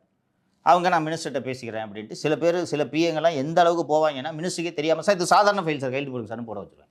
இப்படித்தான் ஊழல் தொடங்கும். ஸோ விஜய் நினைக்கும் தூய சக்தி ஆட்சியை கொடுப்பது அத்தனை எளிதல்ல. ஆனால் உங்களுக்கு உதவுவதற்காக சவுக்கு மீடியா போல பலர் காத்திருக்கிறார்கள். தினமலர் செய்து கொண்டிருக்கிற இந்த வேலையை இல்லையா? இன்றைக்கி முதல் பக்கத்தில் லஞ்சம் வாங்கினா அதிரடி முதல்வர் எச்சரிக்கைன்னு போட்டுட்டு 2வது பக்கத்தில் வசூலை தொடங்கிய பிஏக்கள். ஓகேவா? இது மாதிரி உங்களுக்கு உதவ ஊடகங்களும் நாங்களும் தயாராக இருக்கிறோம். நீங்கள் உண்மையான தூய சக்தி ஆட்சியை கொடுப்பதற்கு நாங்கள் அத்தனை பேரும் சேர்ந்து உங்களுக்கு ஒத்துழைப்பு தருகிறோம், உழைக்க தயாராக இருக்கிறோம். பாமர மக்களுக்கு நல்லாட்சியை தாருங்கள். இதுதான் முதல்வருக்கு நாம் வைக்கக்கூடிய கோரிக்கை. சார் அடுத்து உள்குத்து உளவாளியில் ஒரு செய்தி வந்திருக்கு சார். ரீல்ஸ் புகழ் மாண்புமிகுவை சொந்த மாவட்டத்தில் அவரது கட்டபொம்மன் சமூகம் தோளில் தூக்கி கொண்டாடுவதாக பரவலாக பேச்சு கிளம்பியது. இதையடுத்து இப்போது யாரும் தன்னை நேரில் சந்திக்க வர வேண்டாம் என தனது இனத்தாருக்கு அன்பு கட்டளை போட்டிருக்கிறாராம் ரீல்ஸ். மேலும் தனது சமூகத்தார் யாரும் தனக்காக பத்திரிகை விளம்பரத்தையும் கொடுக்க வேண்டாம் என்றும் பிரேக் போட்டிருக்கிறாராம். அதே போல் சரி இரு, யார் ரீல்ஸ் புகழ் அமைச்சர்? அங்க எல்லாருமே ரீல்ஸ் போடுறதுனால யாருன்னு என்னால கெஸ் பண்ண முடியல. இங்கிலீஷ் புலவர் ஒருத்தர் இருக்காரு சார். Okay, next. அதேபோல் தேர்தல் சமயத்தில் பட்டாசு நகர் தொகுதியில் உள்ள நாச்சியார்புரம் கிராமத்தில் தனது சாதிக்காரரின் இல்லத்தில் தங்கிதான் தேர்தல் பணிகளை கவனித்து வந்தார் ரீல்ஸ். இப்போது அதையும் தவிர்த்துவிட்டு அவார்டு நகர் பக்கம் இருக்கும் தனது சொந்த வீட்டுக்கே போய்விடுகிறாராம். இந்த நிலையில் ரீல்ஸ் மாண்புமிகுவின் செயல்பாடுகளை தொடர்ச்சியாக மீடியாக்கள் விமர்சனம் செய்து வீடியோக்களை வெளியிடுகின்றன. இதனால் தர்ம சங்கடத்துக்கு உள்ளாகும் ரீல்ஸ். தற்போது அலுவல் ரீதியான விசிட்டாக இருந்தாலும் எனது வருகையை மீடியாக்களுக்கு தயவு செய்து சொல்ல வேண்டாம், அவர்கள் வந்தாலே எதையாவது இழுத்துவிட்டு துயரத்தை கூட்டி விடுகிறார்கள் என்று கட்சியினரிடமும் அதிகாரிகளிடமும் கண்டிப்புடன் சொல்லி வைத்திருக்கிறாராம். போதும் போதும். ஜூனியருடன்ல இன்னைக்கு ஒரு பேட்டி வந்திருக்கு. ரீல்ஸ் போடுவதை நிறுத்திவிட்டேன், அமைச்சர் கீர்த்தனா ஓப்பன் டாக். புரிஞ்சிருச்சா? ரீல்ஸ் போட்டு ஆட்சிக்கு வரணுன்றதுக்காக தான் ரீல்ஸ் போட்டுட்டீங்க வந்துட்டீங்க. வந்தும் ரீல்ஸ் போட்டுக்கிட்டு இருக்காதீங்க. அமைச்சராக உங்களுக்கு, அதுவும் தொழில்துறை அமைச்சராக எவ்வளோ வேலைகள் இருக்கிறது. பேரே வச்சுட்டாங்கப்பா ரீல்ஸ் அமைச்சர்னு. விட்டுட்டு சின்ன குழந்தைகிட்ட போய் இங்கிலீஷ் சொல்லி தரேன்ட்டு போய் வீடியோ எடுத்து போட்டுக்கிட்டு, சரி அவர் புரிந்து கொண்டார், ரீல்ஸ் போடுறதை நிறுத்திட்டேன்னு டிக்ளரேஷனே கொடுத்துட்டாரு ஜூனியர்டனில். ரீல்ஸ் எவ்வளோ பாதிச்சிருக்குன்னு பாருங்க ஒரு அமைச்சரை. கரெக்டு தானேப்பா? அந்த குழந்தை எவ்வளோ பாதிச்சிருக்கோம். நீங்கள் ரீல்ஸ் எடுத்துகிட்டு அது பரவிய பிறகு அந்த குழந்தையோடு படிக்கக்கூடிய சக குழந்தைகள் எப்படி கிண்டல் பண்ணும்? அந்த குழந்தையோட மனசு என்ன பாடுபடும்? இல்லை நீங்கள் பெரிய பதவிகளில் இருப்பவர்கள், கான்ஸ்டியூஷனல் பதவியில் இருப்பவங்க பொறுப்போடு யோசித்து நடந்துக்கிறோம். அதுக்கு தான் சமூகம் உங்களை இப்படி சுட்டி காட்டுது. புரியுதா? இவங்க இந்த ரீல்ஸ் அமைச்சர்னு அந்த தமிழ் ஹிந்துவில் எழுதின அந்த செய்தியாளர்களுக்கு கீர்த்தனா மீது தனிப்பட்ட கோபமா? அவங்களுக்கும் அதை பிடிக்கல. அதனால் இதெல்லாம் ரைட் சென்ஸில் எடுத்துக்கிட்டு திருத்திக்கிட்டு முதல்வர் நல்லாட்சி தரணும்னு விரும்புகிறாரு. அவருக்கு உதவுங்க சார். இன்னைக்கு ஜூனியர் விடனில் அசால்ட் பழனிசாமி அவர்கள் பற்றி ஒரு செய்தி வந்திருக்கு சார், அதையும் படிச்சிடறேன் சார். அந்த பழியை மற்றவர்கள் மீது போட்டுவிட்டு எடப்பாடி எஸ்கேப்பாக பார்ப்பது தான் புது செய்தி. இத்தனை காலம் கட்சிக்காக உழைத்த பலருக்கும் வாய்ப்புகள் வழங்க முடியாமல் போனதற்கு வேலுமணியும் தங்கமணியும் தான் காரணம். வேட்பாளர் தேர்வு உள்ளிட்ட பல்வேறு விஷயங்களில் அவர்கள் ஆட்டம் போட்டுவிட்டனர். கட்சிக்காக உழைத்தவர்களை என்னுடைய பார்வைக்கு கொண்டு வர விடாமல் பார்த்து கொண்டார்கள். இனிமேல் அப்படி நடக்காது. நானே நேரடியாக உங்களோடு தொடர்பில் இருப்பேன். உங்களை கட்டி காப்பதுதான் என் வேலை என உருக்கமாக பேசுகிறார் எடப்பாடி. இது முழுக்க முழுக்க போய் அண்ணா திராவிட முன்னேற்ற கழகம் போட்டியிட்ட அத்தனை தொகுதிகளின் வேட்பாளரையும் முடிவு செய்தது, தேர்வு செய்தது அசால்ட் பழனி மட்டுமே. இவங்க மாலதி அவர்களுக்கு தெரிந்தவர்கள் எல்லாம் வேட்பாளராக போட்டியிட்டார்கள். நேரடியாக எடப்பாடி பழனிசாமி அந்த வேட்பாளர்களை அழைத்து அவர்தான் இறுதி பட்டியலை முடிவு செய்தார். பரிந்துரைக்கலாம். இவர் சொல்கிற இந்த தங்கமணி, வேலுமணி ஆகியோர் பரிந்துரைத்தனர். அண்ணா இவருக்கு கொடுங்க, இவர் ஜெயிப்பார், உள்ளூரில் நல்ல பேர் இருக்குது, பணம் வச்சுருக்காரு, செலவு பண்ணார், இவ்வளோ தான். இதோடு முடிஞ்சிடுச்சு. இது போல் வேலுமணி அவர்களாகட்டும், தங்கமணி அவர்களாகட்டும், அல்லது நத்தம் விஸ்வநாதன், சண்முகம் போன்ற பலராக இருக்கட்டும், அவர்களது பரிந்துரையை நிராகரித்த நேர்வுகள், பல நேர்வுகள் இருக்கிறது. இவங்க திருமதி கௌதமி அவர்களுக்கெல்லாம் ஏராளமான பரிந்துரைகள் வந்தது. அவங்க நல்ல கேண்டிடேட். எனக்கு தெரிஞ்சு 20 ஆண்டு காலம் பிஜேபியோடு பயணித்தவர். டெல்லியில் இருக்கக்கூடிய பிஜேபி லீடர்ஸ் எல்லாரையுமே தெரியும் அவங்க கௌதமிக்கு. அவங்களெல்லாம் என்ன அவங்க வேலுமணி தங்கமணி நிராகரிக்க சொன்னாங்களா? ராஜேந்திர பாலாஜி சொன்னார்னா அவர் பேச்சை கேட்டுட்டு இவர் தானே நிராகரிச்சாரு. அப்படின்னு பார்த்தா செங்கோட்டையனெல்லாம் வச்சுக்கோங்கன்னு எத்தனை பேர் சொன்னாங்க? வச்சுக்கிட்டீங்களா? வேலுமணி சொன்னது எனக்கு பர்சனலாக தெரியும் மாலதி. அண்ணே வேண்டாண்ணே, எல்லாரும் வேணும்ண்ணே. ஒன்றும் இல்லை, செங்கோட்டையன்கிட்ட ஒரு வார்த்தை ஃபோனில் பேசுங்கன்னு சொன்னாங்க. பேசியிருந்தால் பொசுக்குன்னு காலைல விழுந்துருவார் செங்கோட்டையன். அதான் செங்கோட்டையன். நான் என் ஃபோனில் பேசணும் நீக்கு. இவங்க எல்லாருமே இவங்க சொல்கிற இந்த தங்கமணி, வேலுமணி, அத்தனை தலைவர்களும் அண்ணே எல்லாரும் வேணும்ண்ணே. நமக்கு ஒவ்வொரு ஓட்டும் முக்கியம் அண்ணே, யாரையும் அனுப்ப வேணாண்ணே. விடு தம்பி பார்த்துக்கலாம். இப்போ சொல்கிறாரு அடுத்து நம்ம ஆட்சி தான், உள்ளாட்சியில் நம்ம தான் ஜெயிக்க போகிறோம். அண்ணே அந்த சுதீஷுக்கு அந்த ராஜ்யசபாவை கொடுத்துடலாம் அண்ணே. கொடுத்துட்டு அவங்க பாட்டுக்கு இருப்பாங்கண்ணே. 7 8 சீட்டுக்கு ஒத்துக்கிட்டாங்கண்ணே. அதை குறைச்சி 6 கூட ஆக்கலாண்ணே. நம்ம எதுக்குப்பா கொடுக்கணும் அப்படின்னு சுதீஷ்க்கு அந்த சீட்டை கொடுக்காம இப்போ வீராவேசமாக முடங்கி கொண்டிருக்கிறாரு.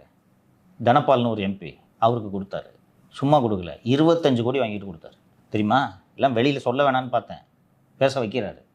15 கோடி எடப்பாடிக்கு, 10 கோடி நியூஸ் டேவுக்கு. மறுக்க சொல்லுங்கள்.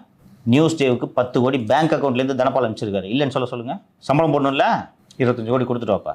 சுதீஷ் காசு கொடுக்க மாட்டார்ல, இதுக்காக தட்டி விட்டார். போச்சா? துரத்தி விட்டுட்டு 1/2% கட்சி நீங்கள். அவங்க இப்போ ஒரு எம்எல்ஏ ஜெயிச்சுட்டு உட்காந்துருக்காங்க. நீங்கள் ஒரு ராஜ்யசபா எம்பி முக்கியமாக, ஜெயிச்சு ஆட்சிக்கு வரது முக்கியமாப்பா? அவ்வளோ பெரிய ஆளா நீங்கள்? அதுலேயே வேலுமணி மற்றும் தங்கமணி அவர்கள் பற்றி அதுலேயே இன்னொரு செய்தி வரும். இப்படி பேசிவிட்ட பிறகு வேலுமணியும் தங்கமணியும் அதிமுகவில் தொடர்வார்களா? திமுகவில் பேச்சுவார்த்தை நடத்தி வந்த மணி அண்ட் கோவிற்கு அங்கே கிரீன் சிக்னல் விழவில்லை. ஆகவே வேறு ரூட் எடுத்து விட்டார்கள். தங்கமணியை பொறுத்தவரை நாமக்கல் மாவட்டத்தில் ஏற்கனவே அமைச்சர் அருண்ராஜ் பலமாக இருப்பதால் நமக்கு அங்கே முக்கியத்துவம் கிடையாது என முடிவெடுத்து பாஜக பக்கம் வண்டியை திருப்புகிறாராம்.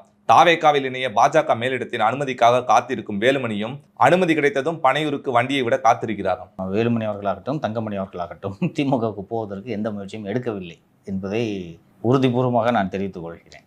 தாவேகாவுக்கு இவர்கள் இருவரும் செல்வார்களா அப்படின்றதுக்கு எந்த விதமான கேரண்டியும் இல்லை. அதிமுகவிலே தொடரலாம் என்றால் மாவட்ட செயலாளர் பதவியை கூட கொடுக்க மாட்டேன்ட்டு நீங்கள் வீம்பு பிடிக்கிறீங்க. எதுக்கு இருக்கணும்? எல்லாரும் அதனால தானே போகிறது. இப்போ கூப்பிட்டு எல்லாம் முடிஞ்சு போச்சு, சரியா மாவட்ட செயலாளர் பதவி கொடுக்குறேன்னா முடிஞ்சு போச்சு இல்லையா? அதை நான் கொடுக்க மாட்டேன்னு முறுக்கிட்டு இருந்தானே போகத்தான் செய்வாங்க. அவர்கள் அரசியல்வாதிகள் தங்கள் அரசியல் எதிர்காலத்தை யோசிப்பார்களா மாட்டார்களா?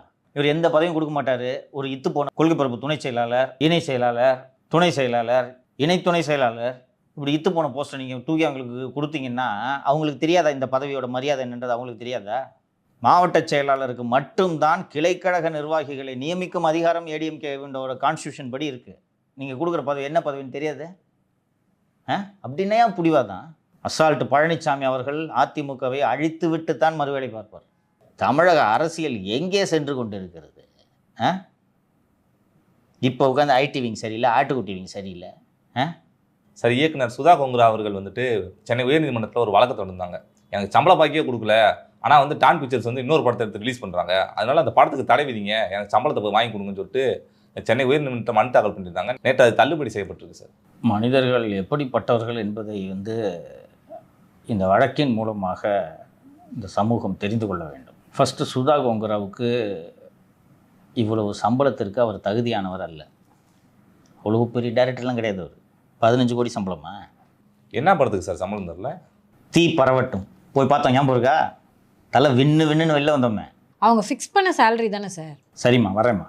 கரெக்டு. நீங்கள் கேட்குற கேள்வி நியாயமான கேள்வி, நான் மறுக்கவில்லை. ஒரிஜினலாக இந்த படம் திரு சூர்யா அவர்களை மனதில் வைத்து உருவாக்கும். அதாவது அந்த 60களில் நடந்த அந்த மொழி போராட்டம், அண்ணாமலை பல்கலைக்கழகத்தில் நடந்த போராட்டங்கள், கடைசியாக ஒரு சின்ன ரெஃபரன்ஸாக திமுகவோட எழுச்சி, இதுதான் ஒரிஜினல் பிளான். அண்டு சூர்யா அவர்கள் நடிப்பில் அவரை தயாரிப்பதாக 2D நிறுவனம் 4,20,00,000 சுதா கோங்குராவுக்கு அட்வான்ஸாக கொடுத்துட்டாங்க. அப்புறம் என்ன காரணத்தாலும் அந்த படம் அடுத்த கட்டத்துக்கு நகரவில்லை. அப்போது அது நகரலன்னு சொன்ன உடனே சிவகார்த்திகேயன்கிட்ட பேசலான்னு சொன்னோன்னே அந்த நேரத்தில் தான் டாஸ்மாக் துட்டை வீட்டில் அடிக்க வச்சுட்டு என்ன பண்ணுறதுன்னு தெரியாமல் ஒரு தம்பி புதுசாக ஃபீல்டுக்கு வர்றாரு. அவர் தான் ஆகாஷ் பாஸ்கர். அவர் வந்த உடனே நம்ம சிவகார்த்திகேயனை வச்சு எடுக்கலாம் அப்படின்னு சொன்னோன்னே சிவகார்த்திகேயன் பெருந்தன்மையாக சரி நல்ல படம், நல்ல கதை, நம்ம ப்ராஃபிட் ஷேரிங் பேசிஸில் இதை நடிப்போம் என்ற அடிப்படையில் சிவகார்த்திகேயன் சம்பளமே வாங்காமல் அந்த படத்தில் நடிக்க ஒத்துக்கிறார். படம் ஓடி என்ன காசு வருதோ அதை நாங்கள் கொடுக்குறோம். ஸோ 200 கோடி தான் இந்த படத்தோட பட்ஜெட்டு. உங்களுக்கு பீரியட் ஃபிலிமில் செலவு இழுத்துறோம். ஸோ படத்தை ஷூட்டுக்கிட்டலாம் ஸ்டார்ட் பண்ணுறாங்க. ஷூட்டு ஸ்டார்ட் பண்ணி ஒரு பாதி படம் ஷூட்டு போயிட்டுருக்கிற நேரத்தில் தான் அமலாக்கத்துறை உள்ளே வருது. நாங்களும் நடிக்கிறோம் அந்த படத்தில், எங்களுக்கு ஒரு கேரக்டர் கொடுங்க. வந்து நடிக்கிறது மட்டும் இல்லாமல் இருக்க பணத்தை தூக்கிட்டு போயிடுச்சு. எடுத்தாங்களா? அக்கௌண்ட் எல்லாம் ஃப்ரீஸு. ஆகாஷ் பாஸ்கர்னால 10 பைசா கொடுக்க முடியல. படம் வருமா வராதான்ற சூழல் வந்து விட்டது. சிவகார்த்திகேயன் அப்படியே நிறுத்துவோம், அவர் சம்பளம் வாங்கல, விடுங்க, இதுக்கு மேலே காசை போடாதீங்க, விடுங்க அப்படின்னு சொன்ன உடனே சுதா கோங்குரா விடல. எப்படியாவது முடிப்போம். அந்த எப்படியாவது முடிப்போன்றது தான் எப்படி போய் முடியுதுன்னா, மொழிப்போர் வரலாற்றை எடுக்கக்கூடிய படம் லவ் சப்ஜெக்டாக போய் மாறுது. அந்த லவ் போர்ஷனாக உட்கார முடியாத அளவுக்கு நம்ம மனவேதனை அடைந்து வெளியே வந்தோம் அல்லவா? இதுக்கு காரணம் இந்த பணப்பற்றாக்குறை. சுதா கோங்குராவுக்கு ஐடியா அது இல்லைன்னா என்ன, இதை போடுவான், 2 டூயட்டை போடு என்று போட்டு நான் மனவேதனை அடைந்த அந்த படைப்பு வெளியே வருகிறது. மொத்த செலவு 130 to 150. 150 நாங்கள் எடுத்துட்டீங்க, வந்துருச்சு ரைட்டா? 15 கோடி சம்பளம் பேசுனது உண்மை. இதில் 8 கோடி வாங்கிட்டாங்க ஆல்ரெடி, பெய்டு 7 கோடி வரல. ஒரு ப்ரொடியூசர் 150 கோடி இழந்துட்டு நிற்கிறானே, அவன்கிட்ட போய் இன்னொரு 7 கோடி கொடுன்னு கேட்குறதுக்கு உங்களுக்கு மனசாட்சி இருக்கா சார்? அவங்க தான் முன்னாடி 10 கோடி தாரேன்னு சொல்லிட்டு தான் பணத்தை எடுத்து 15 கோடி தரேன்னு சொல்லிட்டு தான்ப்பா அக்ரிமெண்ட் போட்டாங்க. இந்த படம் யாரோட ப்ராடக்ட்? ஆகாஷ் பாஸ்கரன் ப்ராடக்டா? யார் ப்ராடக்ட் இது? இயக்குனரோட தான். தம்பி தியேட்டரில் 7 கோடி கூட வசூலாகலப்பா, வெறும் 7 கோடி வசூலாகலை. அப்போ சிவகார்த்திகேயனுக்கு சுத்தமாக சம்பளமே இல்லையா? ஓசியில் நடிச்சு கொடுத்துருக்காரு. சிம்பிளாக கேட்குறேன், நீ கேட்ட தம்பி நல்லா வக்கனையாக கேட்டான். நீங்கள் ஒத்துக்கிட்டு தானே சார் பண்ணீங்கன்னு. திமுக ஆட்சிக்கு வந்திருந்தால் போட்டிருப்பியா கேஸு? சொல்லு, போட்டிருப்பியா? அங்கே இல்லைன்னா உடனே போய் அவங்களோட அடுத்த படத்தை நிப்பாட்டுன்னு போட்டுறிய. இந்த படம் தியேட்டரில் 4 நாள் கூட ஓடாமல் துரத்தி விட்டாங்களே இந்த படத்தை. இதில் உங்களுக்கு பொறுப்பு இல்லை? சரி, கோர்ட்டில் கேஸ் போடுறீங்களே, அந்த 2D அந்த படத்தை வேலையை ஆரம்பிச்சிட்டாங்க, ரைட்டா? ஆகாஷ் பாஸ்கரன் 2Dக்கு 6 கோடி கொடுத்து வாங்குறாரு. ஆனால் அவங்க கன்சீவ் பண்ணி ஸ்டார்ட் பண்ண ப்ராஜெக்ட். நீங்கள் பாட்டுக்கு அதை அப்படியே கொடுப்பா அப்படின்லாம் எடுத்துட முடியாது. அந்த 6 கோடிகள் சுதா கோங்குராவுக்கு கொடுத்த 4.2 கோடி அட்வான்ஸும் அடக்கம். கோர்ட்டுக்கு போகிறீங்களே, நான் அந்த மாதிரி ஏற்கனவே ஒரு 4 கோடி 20 லட்சம் நான் அங்கே வாங்கிட்டேங்க இந்த படத்துக்குன்றது சொல்லணுமா இல்லையா? எனக்கு 15 கோடி பேசுனாங்க, 8 கோடி தான் கொடுத்தாங்க, 7 கோடி கொடுக்கலன்றது ஒரு நேர்மையற்ற செயல் இல்லைவா? என்னதான் வந்து ஒரு ஆகாஷ் பாஸ்கரன் டாஸ்மாக் துட்டில் சினிமா எடுக்கிறான்றதுக்காக கிடைக்கிற வரைக்கும் பிடுங்கிறது. உரிமையோடு போய் நீதிமன்றத்தில் வழக்கு தொடுக்குறீங்களே, 4 கோடி 20 லட்சம் வாங்கினதை சொல்லிட்டு தானே நீங்கள் அதுங்க கிளைம் பண்ணணும். நான் சிம்பிளாக கேட்குறேன், this movie Parasakthi is your product. தேவையில்லாமல் இந்த படத்தினால தான் காங்கிரஸுக்கும் திமுகவுக்கும் சண்டையே வந்துச்சு. அது மொழிப்போர் வரலாறு எடுன்னா திமுகவோட பிரச்சார படமாக எடுத்து அந்த படத்தை பார்த்த வேதனையில் 4 பேர் மாற்றி ஓட்டு போட்டிருப்பான் விசிலுக்கு, வெறியில. ஒருவேளை திமுக ஜெயிச்சுன்னா இந்த படத்தினால தாங்க வெற்றி பெற்றுச்சுன்னு சொல்லிட்டு போய் ஒரு வசனம் ஆமாம் கிளைம் பண்ணிப்பாங்க. அப்போது கொடுத்த 8 கோடி திருப்பி கேட்பாங்க இவங்க ஆட்சிக்கு வந்திருந்தாங்கன்னா. எங்கள் கட்சியை நீ யூஸ் பண்ணியிருக்கிற, எங்கள் கட்சியினால தான் ஓடிச்சு, நீ தான் எங்களுக்கு 8 கோடி கொடுக்கணும், அந்த 8 கோடி திருப்பி கொடுன்னு கேட்டிருப்பாங்க. நீ அப்போ போட்டிருப்பீங்களா கேஸு? ஸோ போய் இப்போ இந்த நீதிமன்றம் நீங்கள் போய் 2 பேரும் சமரசம் பண்ணி பேச்சுவார்த்தை நடத்தி தீர்த்துங்க, இதுக்கெல்லாம் நீதிமன்றத்தோட நேரத்தை வேஸ்ட் பண்ணாதீங்கன்ட்டு நீதிமன்றம் அந்த வழக்கை தள்ளுபடி செய்து விட்டார். இதுதான் இதோடைய வரலாறு. சரி சார், அரசியல் பல நிகழ்வுகளை பேசினா தொடர்ந்து நானே பேசுவோம் சார். நன்றி சார். நன்றி.